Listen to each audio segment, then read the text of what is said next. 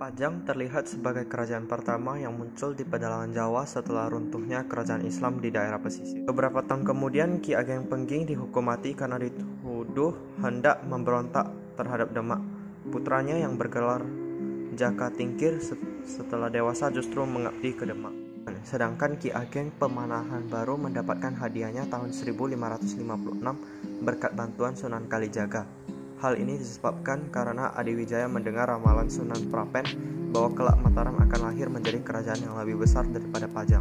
Ramalan tersebut menjadi kenyataan ketika Mataram dipimpin Sutawijaya putra Ki Ageng Pemanahan.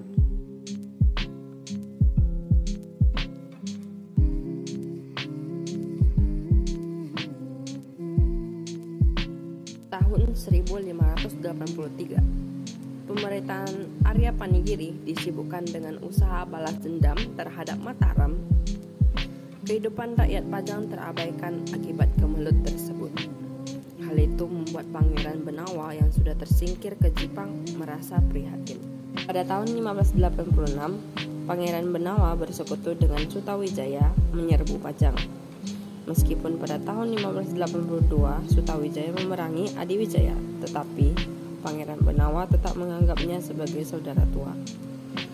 Perang antara Pajang melawan Mataram dan Jipang berakhir dengan kekalahan Arya Panigiri. Ia dikembalikan ke negeri asalnya, yaitu Demak. Pangeran Benawa kemudian menjadi Raja Pajang ketiga. Menurut Babat Mataram, sebelum ia diangkat menjadi raja, Pangeran Benawa menyerahkan hak atas warisan ayahnya, Adiwijaya, kepada Senopati Mataram, Sutawijaya. Tetapi ia menolaknya dan hanya inginkan imbalan harta dari Kesultanan Pajang. Sutawijaya sendiri mendirikan Kesultanan Mataram, di mana ia sebagai raja pertama bergelar Panembahan Senopati. Kekuasaan Pangeran Benawa hanya bertahan 1 tahun setelah pengangkatannya di Pajang. Pada tahun 1587, yang menurut salah satu sumber, ia meninggalkan Pajang untuk membaktikan diri pada agama di Parakan atau bagian utara daerah Keduh. Tidak ada putra mahkota yang menggantikannya, sehingga Pajang pun dijadikan sebagai negeri bawahan Mataram. Di bawah kekuasaan Sultan baru, Kesultanan Pajang telah melakukan pemberontakan besar dan perluasan istana kesultanan. Namun, pemerintahannya tidak bertahan lama. Sekitar tahun 1591, 3 tahun kemudian ia meninggal. Sebagai penggantinya, Raja Mataram yang saat ini telah diakui kekuasaannya oleh banyak raja di Jawa Tengah, menunjuk putra Pangeran Benawa, cucu almarhum Sultan Adiwijaya, untuk memerintah Pajang sebagai vasal atau wilayah asosiasi Mataram.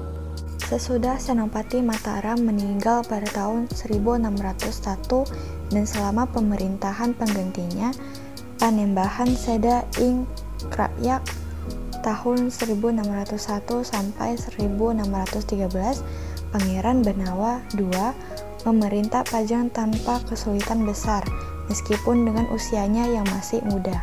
Pada tahun 1617 sampai 1618, timbul pemberontakan besar di Pajang melawan kekuasaan Sultan Agung. Pemberontakan tersebut dibantu oleh sekelompok masyarakat yang tidak puas di Mataram. Penindasan pasukan Mataram terhadap gerakan pemberontakan di daerah Pajang tersebut disertai penghancuran besar-besaran, dan penduduk desa setempat diangkut secara paksa untuk membantu pembangunan kota kerajaan yang baru. Setelah bencana tersebut, sisa-sisa daerah Pajang selama sebagian besar abad ke-17 menjadi lemah terhadap perkembangan ekonomi dan politik, sampai ketika cucu Sultan Agung, Mangkurat II, terpaksa meninggalkan tanah warisannya, Mataram. Ia kemudian memerintahkan membangun istana kerajaan yang baru, Kartasura, di Pajang.